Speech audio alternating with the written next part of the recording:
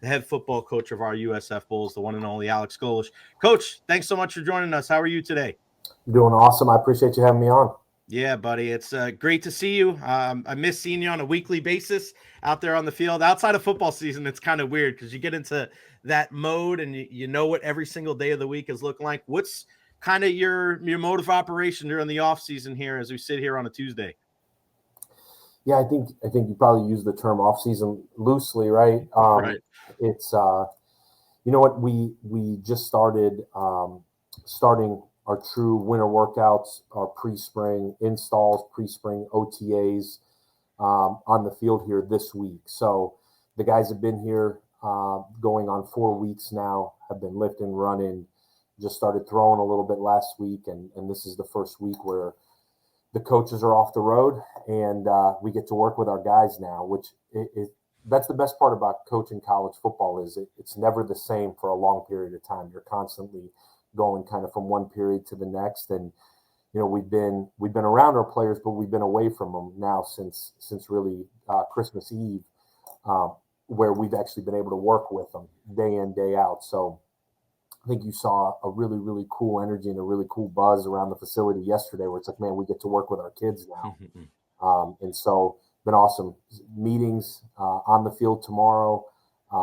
Just an exciting time. And then obviously recruiting, it's going faster than it's ever gone. And so we're kind of using the mornings with our players, the afternoons on working on us, self-scout, working on installation for spring, working on installation for the summer.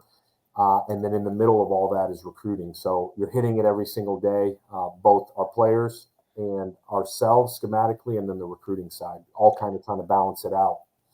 Coach, we've had such good conversations during the time that you've been here, whether it was back when I was with iHeart on the air or during some of the press conferences and, talking about process and result, right? And focusing on like, hey, we're not here for silver linings. We're not here for moral victories. We're trying to achieve great things here at South Florida. But one thing that I want to ask, because I think it's important to know, like, do you have benchmarks? Do you have check marks that you want to hit as a program? Not necessarily based purely on win totals, but do you look at certain things? Do you denote like, hey, we want to get to here as a program in year 1, in year 2, in year 3 to denote progress? I understand there's no silver linings because at the end of the day, you want to be the last one standing and be national champions. But I just wonder, like, how do you denote success even at a time like this as you try to progress not only year by year as a team, but also as an entire kind of group as a program? Yeah, Jay, I think that's probably the hardest thing to measure. I think the easiest thing is to say, man, the win total is this, so we got better. And publicly, that is so true. And I think out there, certainly in your profession, that is the easiest way to evaluate. I think when you're talking about a football program, because there's so much that goes into it, I think you're constantly trying to see, man, are we improving? And I think that's the hardest thing. If I've had to learn anything as a head football coach, where it's not just, man, offensively, we got better here, we got worse here, we certainly got to get better here. And it's relatively easy to say, man, like we're actually getting worse and we're not getting better. I think from a head coach perspective, you're looking at things like the sports medicine staff, our video department. You're looking at the academics. You're looking at our mental health team, our nutrition team, and a lot of aspects of the program where do they correlate to winning? Well, they absolutely do. But are they things you think about every single day where you're like, man, like if our kids are doing better in school, are they really playing football better? And that's where you kind of got to take at least a minute when it's all over and dissect every single part of the program. The easiest thing to point to with whether we're getting better or not, obviously, is the record. But 2, are we building in terms of the roster through recruiting the way you have to? And I think you probably don't get a final answer till the actual season, but you're trying to make sure, are we investing enough time? Is our process of recruiting correct? Because the one thing that is ever changing now is your roster talent acquisition, how you're acquiring it, the means in which you're doing it, and then the back end of it, are we developing? And I think that part goes back to all of those other departments that touch our kids daily. So is the recruiting right? Are we getting the right guys in here? Are we retaining them?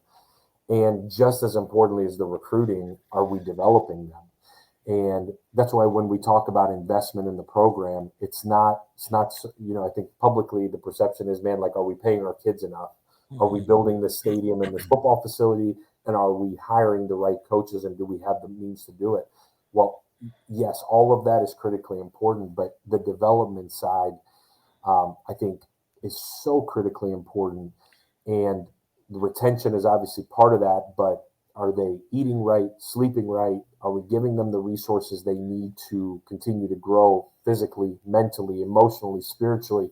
All these things that I think at the end of it will equate to wins, but are really hard to judge and are really hard to, I guess, put a ranking on. So I guess that's a long-winded answer to your question. Do I feel like we're progressing? I certainly feel like we are. Do I want it to be faster? I definitely want it to be faster. But I think to accelerate it, you got to take shortcuts. And that's one thing that as we continue to evolve schematically, as we continue to evolve how we recruit, as we continue to evolve how we develop, I think the one thing I'm not willing to do is take a shortcut, because I feel like on the back end of it, it'll cost you at some point. 100%. And that's why, like, we have these conversations, throughout sports, and people wonder, like, all right, this guy goes from a play caller to the head coach. And people think, oh, automatically, just because he had success as a play caller, he's going to be good as a head coach. But what people fail to mention is a lot of the things that you just articulated, and why everybody that asked me why I think you're doing a hell of a job and why I think you're going to continue to progress, because you have a good grasp on the role as a head coach. And a lot of the things you mentioned there, coach, not really, I mean, football stuff. It's you're molding these young men. And one of the biggest impressions that has been made on me during your tenure here is what you told Sean Atkins. Like, hey, you got to sleep better. You got to get better. And he just kind of looked at me one time and he was like, Jay, it's just, coach just told me, like, I got to just take care of myself. I got to go to sleep. Like, it's just, you sleep, you take it for granted, right? How important it is. And then you look at the records and what that kid was able to do on the field. Coach, that's got to be a great example of a guy of, like, you kind of worried a little bit, maybe more about like his well-being as a human being. It translated on the field. And I think that type of mindset is going to pay dividends down the road. Yeah, I think, and I appreciate you saying that. I think it's still such a people industry. Mm-hmm. I think when you start to forget that, that's where it'll go by the wayside. I think we're still here to help these young guys grow into being elite men in society. I think if we stop and we stop this whole we're here to develop young men and worry about other things, I think that's maybe a shortcut. I think our end all job, and I tell recruits, I tell their families, and I tell our players, and I truly believe we live this as a family. My job at the end of the day is to get these guys to leave here with a career, get these guys to leave here with a foundation of what elite husbands are, what elite fathers are, and go into society and add in those two things. Have a career, be an elite husband, elite father. And again, when I say career, I don't mean a job and I don't mean a degree. I mean a career. And set these guys up to be successful for the rest of their lives, be elite fathers, elite husbands. If that's our focus from an off the field standpoint, I think we've got a chance to be really, really successful. And I think when you think of it holistically like that, yes, I understand we got to win games. We got to recruit speed. We got to recruit size. We got to recruit high-end football players. We got to develop them 100%. I think that's like a prerequisite. Those things are all critically important, and there's no shortcut there. But I think when they're in our program, I think the focus has to be for them to grow in every aspect of their lives, because at the end of the day, that's why we all got into coaching. At least I hope. Mm-hmm. That's why I got into coaching. And I feel like I surrounded myself with a bunch of people, men and women, that truly believe that as well. And I think when you keep the main thing, which is helping these guys develop and help them grow as men, I think the payoff on the back end is that they're going to fight like crazy for each other to help win football games for this university. And at the end of the day, we're about halfway there. We still got a long way to go. And I'm myself, I know our staffers were so energized every time we get to see these players that I know we're doing it the right way. Now we got to take the next step. Yeah, I coached for 10 years here in the Tampa Bay area, coaching baseball, coached high school, and the impact that you have on other people's lives, man. It's just, a lot of those kids I coached, they're having their own lives, their husbands and fathers, and it's wild to think about the impact that you have. And I had Martin Gramatica on last week live from New Orleans, and he was talking about how impressed he was with just the entire culture. I think culture could be an overused word, right? But it's got to be real. Like, it's got to be almost, I know it's an intangible thing, but it's almost got to be tangible, because you have to see it with the way that the coaches and the players execute, not just on the field, but how they handle themselves, whether it's in the media, on campus. Like, there's just so many things that goes into it. And kind of echoing the sentiment of the guy that's right here, that'll always be on my bookshelf, and a friend of yours, the late Amir Abdur-Rahim, to be able to be there. And I saw you at many basketball games last year, and to see him get honored the other night. You were so close to the guy, and it's tough to kind of wrap my head around it. Coach, he was here for one season, and the profound impact that he had, it's just amazing. Yeah, I think every person you meet says the same thing about Amir, and it's he gave more of himself than he ever took from anybody. Mm-hmm. And I think the humility to live your life that way is so hard in this day and age, right? Because when it was going really, really well, everybody said this guy is as good as there is. And I remember early in the season, it was like, man, here we go again, right? Mm-hmm. That first season, and the ability to just be the same and give of yourself more than you ever try to take from anybody. That's why when you meet people that Amir, whether it was an interaction on campus or a podcast like this, or going on the radio when you were doing the radio, like, the interactions were all the same. They were mm-hmm. authentic, they were real, because he cared about people. He cared about people more than he cared about anything else. Now, you go to a practice, whether it's a basketball practice or it's when he got comfortable out here on the grass with our football guys, it was like a switch. And the switch was that he was going to be as competitive as anybody that I've ever been around. But you can still do both. You can treat people the right way. You can give of yourself, your time, your energy. If I learned anything from him, it was, man, like take the time to stop and just see how somebody else is doing. And I tend to get in such a mode where it's my players, our staff, my family, and nothing else outside of that really matters. Where he kind of makes you realize, like, man, there are other things outside of those that right. You in the position you're in can affect in a positive way. And I feel like I certainly grew in that regard being around Amir. How has it been? Because there's so many different obligations as a head coach, even with the media, doing the press conferences every week. Has that been an adjustment? Just getting used to kind of all the responsibilities, because there's just so much that goes into it now with all the different radios and podcasts and weekly meetings that you have to go through. Has that been an adjustment? Have you been able to kind of make it easier on your plate on a week by week basis, more in season than out? Yeah, I think it just becomes part of your process and becomes part of what you do. I think the last place prepared me. You kind of point to things in your journey that prepare you for the role you're in. I think the last place really prepared me for that part of it. And it was a place where you were going to be in front of a microphone a lot, and you were going to be held accountable for what you say. You had to be really, really careful, and you had to be really, really honest, because you were going to get called out if it wasn't. And so I think it prepared me for the obligation. I also understand my role and my job to promote this program, promote our players, get butts in the seats, the brand of what this program is. And where it's going and what it has to be. That's also my job, and I understand that, and it's a huge part of my job. And I enjoyed the part of the building, and I also knew what it took to continue to build at this point, and this is part of it. I think the more times people talk about our program, the more times people have an association with the brand.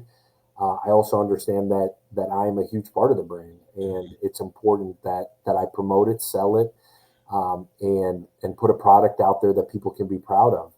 And I think the longer I've been here, the easier it's been to sell it, because I truly believe in one, the vision, but two, what this place is. I've fallen in love. I always loved recruiting Tampa. I always loved vacationing in Tampa.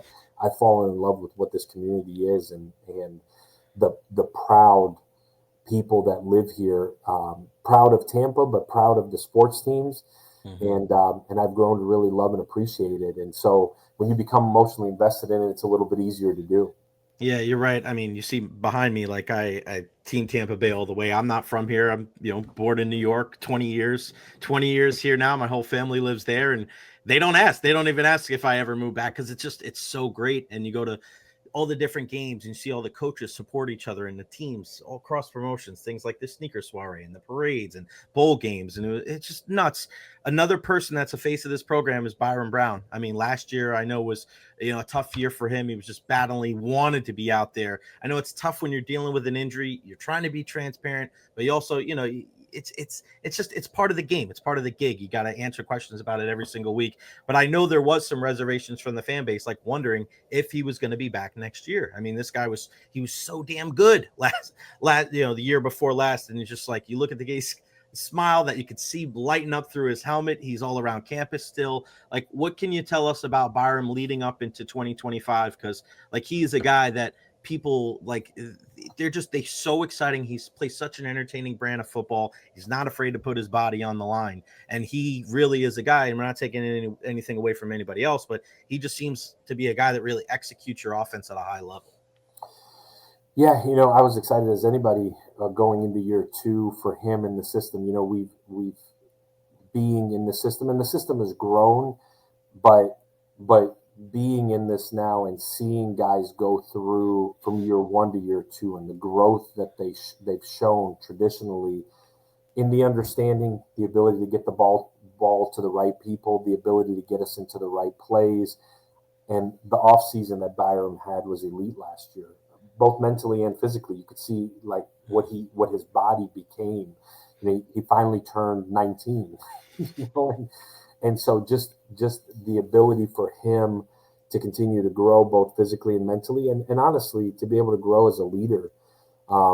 It's so different when year one you're in this role, and I think he fully expected to be in it, but he was so worried about making sure he was right that I think a lot around him things were happening really fast. Where year two, I think we were all really excited, and the start of the season, he would tell you wasn't what he wanted, and so for it to end the way it ended, without really knowing when he was going to be able to make it back, I think was really, really hard for him.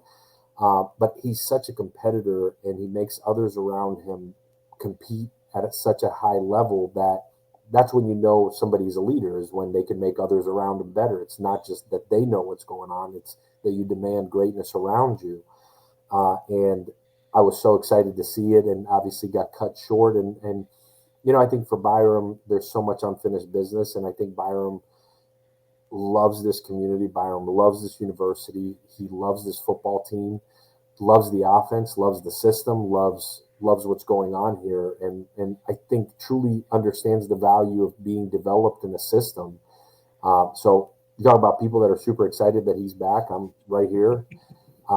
We're certainly continuing to build around him. And I think it's easier when you're selling to recruits, man, come here and be with him and block for him, or catch passes from him, or run the ball with him. But at the same time, we've spent so much time making sure that we're building for the future, and we're building depth behind him, that for him, his next step is to put it all together as a leader, as a football player, certainly as a passer of the football, as a game manager. I think he's beyond excited to get back and be on the field as well. Coach, last one from me. What do you tell fans right now as we get closer and closer to the spring game? Like it's like you said, it's never really. I misspoke a little bit. It's never really an off season, right? Because it's a 24/7 thing. Lightning general manager Julian Breezewell says the same thing. He looks at me, Jay. We spend 365 days a year trying to get this team better. I don't really care about a trade deadline. Same thing, kind of with you guys, right? So kind of like, what's the next step? What are you keeping an eye on over the next couple of weeks?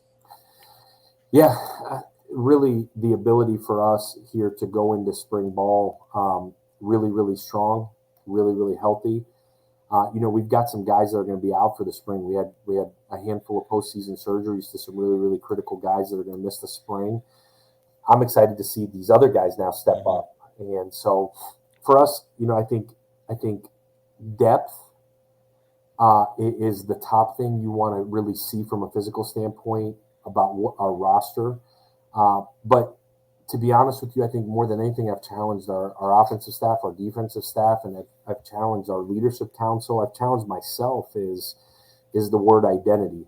Right now is where you build the identity of your program. These dark days of college football, this where nobody's watching. I'm doing a podcast, but you have no idea what our guys have been doing since 7 this morning. And nobody cares, to be honest with you. It's all about the growth of your program. And the word identity, if there's anything after 2 years that I sat down after that bowl game and questioned myself more than anything else is, like, I know what I want the identity of our program to be. I know what I want the identity of our team to be. And I think our coaches and our players know what we want it to be, but what is it really? And who are we right now when nobody's watching? Because it'll totally translate to who we are when it comes to late August and early September when it's going to matter. And so this identity that we're building is so critical to me. And I think the biggest thing, Jay, if you want anybody to know anything, this is the hardest offseason these guys have been through since we've been here. It's going to continue to be, because I think we've got to get to be where we're as mentally tough as any team in the country, certainly as physically tough as any team in the country. But what we're trying to get rid of is these roller coasters, right? Because I think if you're really transparent about what we've been for the last 2 years, is we've been as high gets and we've been as low gets. And when we're really good, we're really good. But there's times when we're really bad. And unfortunately that happens in a game sometimes. And so the consistency of our mental toughness or physical toughness to allow us to execute at a really, really high level, that's what we're building right now. And we're doing it from 6 a.m. to as late as you can ever imagine. And we're doing it nonstop, day by day. And our kids are working extremely hard, but I think they're working extremely consistent as well. And again, none of that is going to matter until we strap it on in late August in terms of publicly. But within our walls, we're inching towards closing this gap of the inconsistencies that we've been. He's the head coach of our USF Bulls, the one and only Alex Golesh. Coach, I know you're a busy man. I thank you so much for your time, man. Can't wait to see you guys back out there again. And, I'm excited for the season, man. It can't get here soon enough. So thanks again for your time. Have a great rest of your week. Thank you, Jay. I appreciate you having me on. Go Bulls. You got it, buddy.